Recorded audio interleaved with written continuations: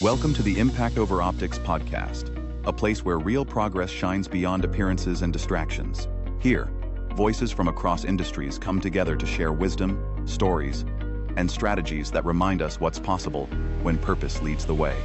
Because true progress is not measured by how it looks, but by the impact it leaves behind. Let's get started. Hi, and thanks for joining us for another podcast on Impact Over Optics. My name is John Detweiler. I'm Dave Diefenbach. And I'm Jim Viscusi. So our topic this month is all on decision-making. And I think the powerful piece about that is, as leaders, as stakeholders and whatnot, some of it we do by the seat of our pants. And I'm not saying that that's right, but we're really fortunate to have Jim Viscusi here with us. The one thing that Jim has spent a better part of his education focusing on is decision science. So I'm actually really excited to have you help us lead this conversation on decision-making. So talk to me about it. I'd love to, because I think an awful lot about decision-making in general. I actually study a lot of the work of a lady by the name of Annie Duke, who has written some really great books on the subject. One of the quotes that I love about Annie's work is she will say, your life and your outcomes are really affected only by two things, luck and the quality of your decisions. You have no control over the first one. So the thing you have control over is your process in terms of how you think about making the decisions in your life. And some of that is going to be from what's a decision I need to slow down on, and what's a decision I need to speed up on, because we can get caught in both ways on this. We can, to John's point of seat of your pants, you can make very critical decisions without really giving it a due consideration of process. And there's a lot of good process out there. Or you can spend a lot of time thinking about a decision that really doesn't have a lot of long-term consequence. And each one of those has a cost over time.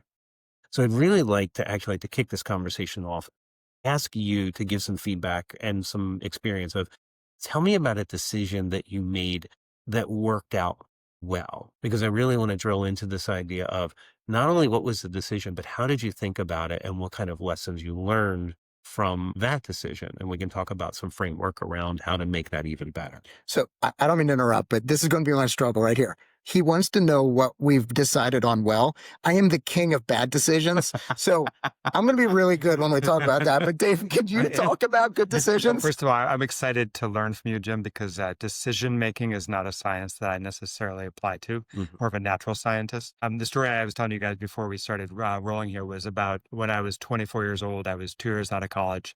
I was having a lot of fun.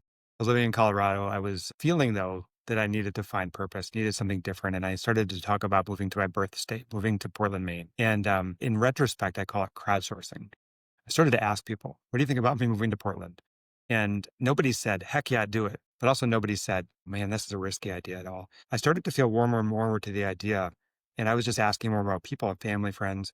And finally, one day I said, I'm doing it. And I just moved out there. I tell this story as if I made this brave leap and I made the right decision. Based on our conversation before, there was a ton of risk in that decision. So I got pretty lucky. Right? I ended up in Maine. I ended up with serendipitously applying to a large biotechnology company in the veterinary industry. 17 years later, I was still there crawling up the ladder, but all of that was extremely lucky based on a crowdsourced decision that had no real process except gut and instinct.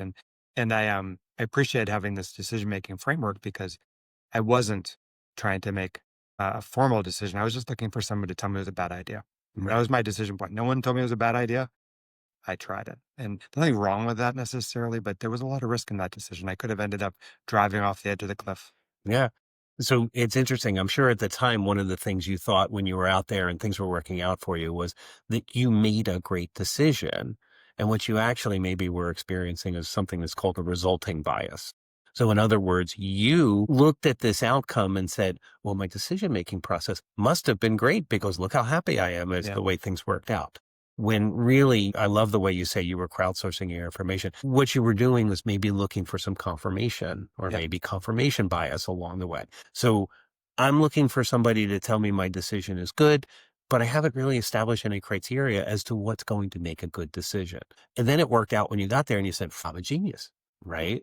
But at the end of the day, now in the perspective, you can look back and say, I actually got really lucky because I didn't know what I didn't know. And I didn't really take the time to figure that out. That's right. Yeah.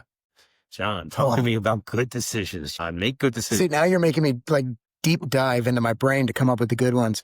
Let me actually set the stage a little bit with, you guys have heard me talk before about the fact that I'd spent the better part of my career as a paramedic. I have had the opportunity to do a lot of really cool things in public safety. But one of the things about that space is it is incredibly high speed. We are making decisions with the best amount of information that we have at any given point in very, very quick succession. I may be making decisions on a call numbering in the dozens, if not hundreds, about things that I am going to do for a very critical patient in a matter of minutes. What leads me down that road is a lot of data analysis. Like I am processing about 15 different components to the patient assessment that are going to drive my next 3 steps and my decisions as I move forward. So I think for me, data-driven content is what helps me make good decisions.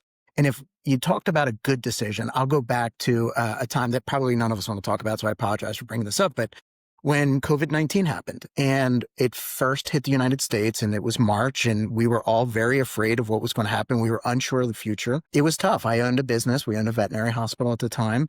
And we were trying to make good decisions for what to do. What are we going to be able to do for the community, our clients? What are we going to be able to do to continue providing for our staff who are relying on us for a job? What are we going to do selfishly as owners? Are we going to be able to even survive this? So that was very much a data-driven decision time, right? We listened to what the guidance that was provided from us in our time. We were working in the state of Pennsylvania. The Department of Health had come out and said that these are what we would consider critical infrastructure, essential employees, and we fell into that category. So we knew we could stay open, but then there was a lot of criteria for, all right, these are the things we can do versus the things we can't do.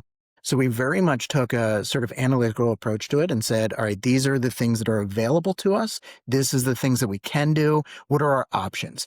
And it involved a lot of pivoting too. So our initial decision, how we were going to provide service, was different from our week 2 decisions, very different from our month 2 decisions. And when you look at me in the end, you can say, well, you guys were all over, but it was all data driven in the way that we approach things. So it was much different than my life as a paramedic, high speed decisions. We were super calculated about what we did because I felt incredibly responsible, not only for my team, 20 people and 20 families counted on me for income, but the community. And there were so many unknowns at that time. So we wanted to make good data-driven decisions. But I would say now, if you're asking for bad decisions, I have a lot more to bring to you. We'll get to that in a second.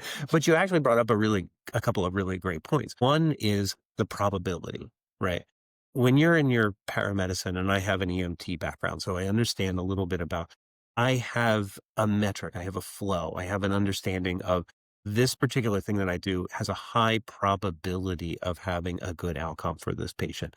And I'm assessing based on that information over and over again, and then making that data-driven and experience-driven decision based on your understanding of the probabilities of a good outcome for your patient.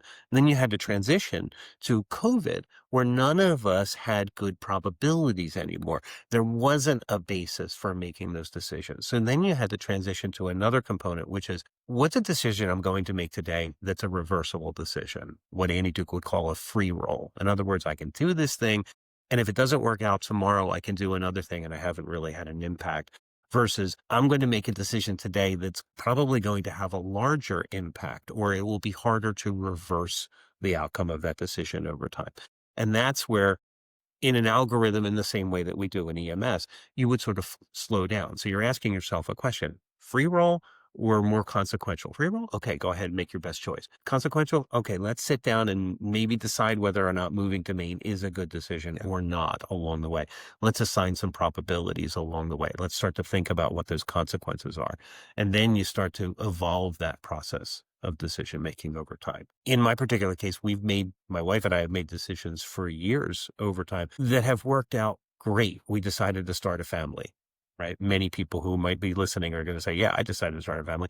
I didn't have an idea of what it was like to start a family over time. I couldn't even begin to understand these decisions. We have 2 wonderful children now as a result, but a lot of it was luck, a lot more than a lot of decision-making process that happened over time. Great decision, not the great process, great outcome, a lot of luck. And that brings me to one other point that I want to kind of bring up, which is a decision diary, which is one of the things that Annie's will sort of talk about in decision science in general. when you make a decision, one of the things you want to do is look back at that decision later and look back at the criteria you used for making that decision to determine whether it was a good decision versus not. Was it good? Great. Why did we get here in this good fashion? Did it not turn out so great? Why did we get there? But without that sort of a look back, you never get an opportunity to make your decisions better. Can I just hit one thing real quick that I want to mention? Again, you talked about starting a family, right? Like that was a decision you guys made to move forward. One of my favorite Louis Pasteur quotes is, "Chance favors the prepared mind." You may say we got really lucky. I'm going to say in cases like that, you guys had a prepared mind. Did you get lucky? Maybe. But you went into it thinking through the scenarios and everything else. And I think that's another important piece of decision making, is understanding that it is not a perfect science. We are going to make mistakes. We are going to not necessarily do things. But if we prepare as best as we can and we take the information that's available to us, we will make the best decisions in that moment as possible. We'll make the best decisions possible. Right. That's actually a really great point, because the thing that you're bringing up is another concept in decision making called a pre-mortem. So if I'm looking at doing this, okay, let me slow down and make a decision going forward and it's going to have a consequence in a few years or a few months, what could go wrong? And if I stop and say, 12 months from now, if I look back and this decision turned out to be the wrong outcome that I wanted to say, why did that occur? What were the reasons that could have caused this decision to go poorly? And then once I have those list of things, I can look and say, now, what's available to me to decide, okay, this is an outcome I don't want to have happen. What would lead to that particular outcome? How can I make changes up front along the way? So I'm really being very intentional about my decision process by saying, I really want to think about how all the reasons this could go wrong, and not use this as an excuse to not make the decision, but a way to look and influence the probabilities in a way that makes that decision come out better. And I think that's great. I want to offer that I've tried in companies to do pre-mortems on software programs before. It's really hard to get people to think about. So right now, for instance, this company I'm working with on advising some strategy, they're saying, what will success look like in 12 months? We've yet to ask the question, what could go wrong? Failure. Right? Yeah. And it's really hard. You get a group of people together. We're really good at doing postmortems in the software world. But there's a problem. Let's find out all the things that were messed up that led to this problem. Good. And this is maybe a business and life. It's hard to think about the negative or what could go wrong and to try to mitigate it, because I think we oftentimes think that's negative thinking. But the pre-mortem is such a powerful thing to do. If I go back to my other story, I could have said, I'm going to move to Portland, Oregon. I'm going to move to Portland, Maine. I could have done in my head, whether informally or formally, a list of things that could go wrong. So at least I understand like relative importance. Yeah. To come with a free roll. Do I even care if that goes wrong?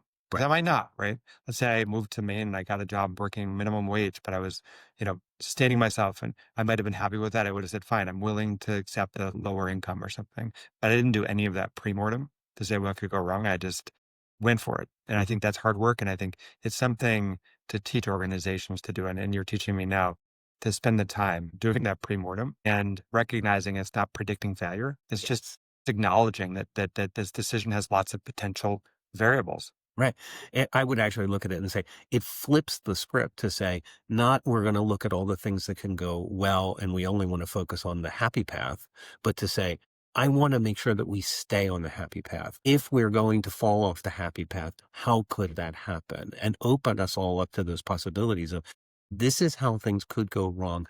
Great. Now that I understand how it could go wrong, let me try to make sure I can always have a method or a way or a pivot, to your point, to be able to bring it back. Yes. So one of the things that I really like, and if any of my staff is listening, I apologize because they've literally heard this a billion times ad nauseum. But one of the things that I love to talk about, especially in decision making, is that every day is a small series of experiments. Nothing is permanent in our world. Yes, and I could use my life as a paramedic. There are permanent decisions and consequences to the decisions I make. I may lose a patient, or we may have a bad outcome, or something may happen in the department or my partner. Yes, there are permanent things. The vast majority of our decisions, they're not permanent. And you can create psychological safety when you focus on your team and say, it's okay to mess up. It's okay to pick or make a decision that's wrong, because what we're going to do is we're just going to learn. Thomas Edison, I found 2,000 ways not to make a light bulb. There is benefit in learning through failed decision making because it gives us opportunities. Jim, I have a question for you. Go for it. And I love the concept of free roll. And I think about Cheesecake Factory, right? You go to Cheesecake Factory and you have a menu that's 400 pages long. And if I go there with my parents, it's absolutely a nightmare because they act as if the decision is highly consequential. Right? I have to make sure I'm right. And what I think about is in agile principles, a lot of people overuse and misuse the term of this concept of failing and failing fast. Mhm. And they use it as a way of saying, I'm going to try something. And if it's not right, I can adjust to it. And sometimes that's the perfect thing. But sometimes people use it as a way to say, I don't really know what's going to happen. I'll figure it out as I go. How do we help make sure our decisions, we understand whether they're Annie Duke's free roll, they're roll backable Right. versus their paramedic decisions? Because oftentimes I think we bias one way or the other. We think every decision we make is a life or death decision, which isn't true. But also by definition, they're not also just, am I going to have the grilled cheese or the soup, right? How do you find that variable in your science of decision making and Yeah. deciding the importance? So that's a great question. And for me, it's the amount of time it takes to reverse the consequence is the metric that I use for that, right? Order the cherry cheesecake or the strawberry cheesecake. Yeah, whatever. It's cheesecake. It's going to be delightful. You're going to have a great time. I'm going to have my team invest 3 weeks to work on a particular function as a part of a software project. The thing that I lose is that 3 weeks worth of time. Now, the question I'm asking myself is, does that team have 3 weeks worth of slack in their schedule to be able to do this experiment? No, right now I've got a bunch of critical deliverables, and all of a sudden that's going to change for me the slider onto what's a free roll at the moment. So I'm sure we all have, within our vision of what it is we're trying to deliver within our organizations, I know I have a critical path of things to do. Okay. When I'm making a decision that's going to affect that critical path, I am much more likely to say, let's stop here. Let's take a pause. Is this going to get me where I need to be? Let me talk to my team. Let's do a 5-minute pre-mortem. What could go wrong here, guys? What's the problem? All right. Do we think any of these are going to occur? Are we going to influence our overall project in a better fashion?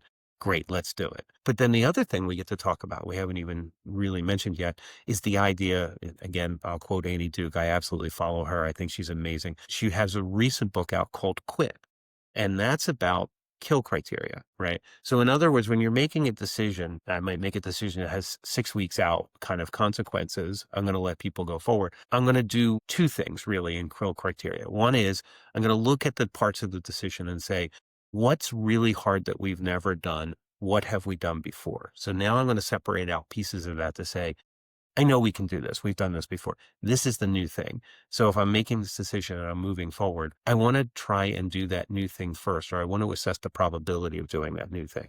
So if I have that new thing and I go 2 weeks into that 6-week decision and it looks like we'll never get that done, stop. Don't build all the other stuff. You don't have the critical piece that you need.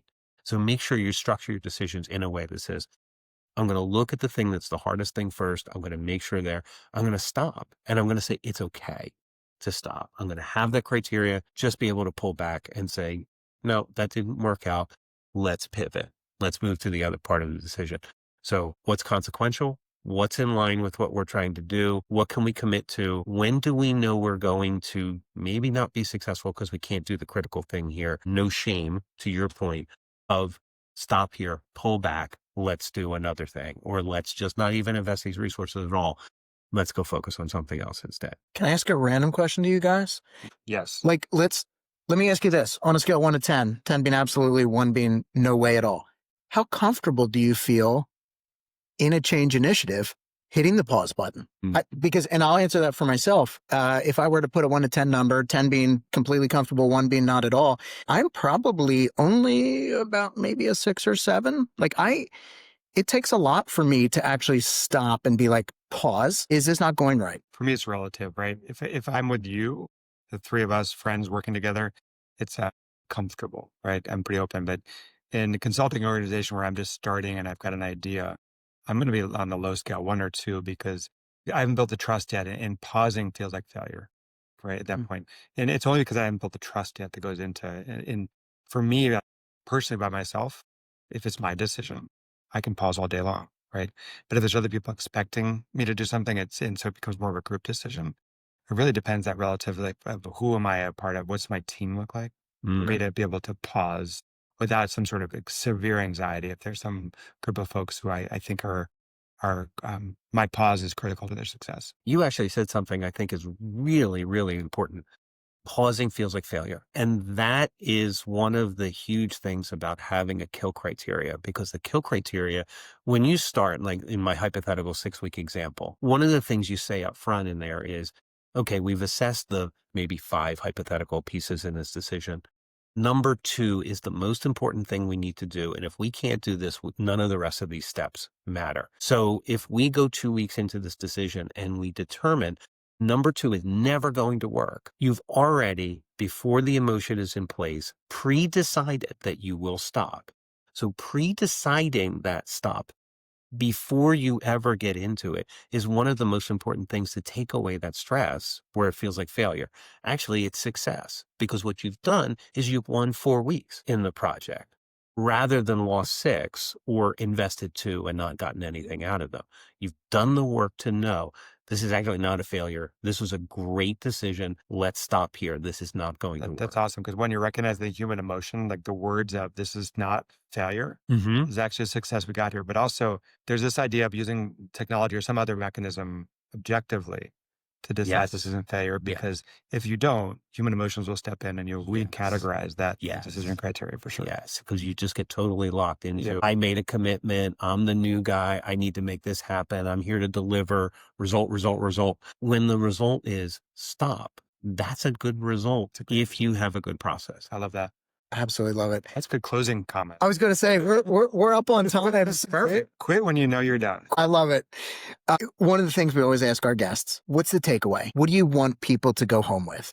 Since you're our guru, why don't you give us a takeaway that we should be thinking about?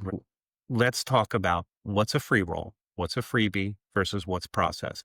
When there's process, be okay with the process leading you to it's okay to stop, and make sure that everybody has that agreement up front before the emotions are in, before everybody's invested in an outcome, making sure that the outcome of the decision process is key, and have a process to go back and look at it and review the quality of your decisions over time, because it's only through practice that we get better, and decision skill is a practice just like anything else. Love it. My takeaway is kind of 2-part. One, listen to people who know. People like Jim who understand decision-making and decision science, talk to them, make a team, right? Create a team. But also know that decision-making, this free roll, is a wonderful concept that I'm going to take home, because there are some decisions that we overthink about, and just try things, experiment. But know when your decision is really important, and it takes time and process. That's when you want to engage with people who understand decision science. But if you're a Cheesecake Factory, just order it all. Just order it all. There's nothing wrong with that. I absolutely love it. I think for me, the takeaway, and again, like I tell my team all the time, no decisions we make are relatively permanent. Okay. Like, go into decision making from the standpoint of be as prepared as possible, but accept the fact and be willing to extend yourself grace when you feel like you need to pivot and change. So again, I really appreciate everybody tuning in today. My name's John. I'm Dave. And I'm Jim. Thanks for joining us on the Impact Over Optics podcast. We'll see you on the next one. Thanks again for joining us on the Impact Over Optics podcast. We hope today's insights sparked fresh ideas and reminded you of the power of purpose-driven work. Please share this episode with others who believe in real change, and join us again as we continue to look beyond appearances and focus on the impact that truly lasts.